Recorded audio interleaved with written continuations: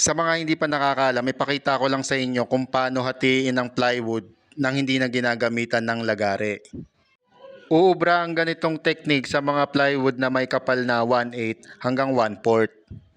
Kinakailangan lang natin dyan gamitan niya ng cutter. At syempre, kailangan yung gamitan ng ruler para pantay ang ating pagkakahiwa. Lilinyahan lang natin ng cutter ang plywood hanggang sa medyo lumalim ito at umabot ng kalahati. Ingat lang sa paggamit ng cutter, baka biglang dumulas at mahiwa kayo. At ganun din naman sa likuran ng plywood, lilinyahan din natin.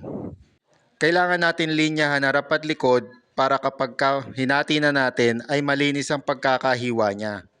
Kapag isang bahagi lang kasi ang ating nilinyahan ay papangit ang isang side. Magkakaroon ng mga hibla-hibla. Hindi gaya kapag talikuran ang ginawa nating linya ay malinis ang pagkakahati nito.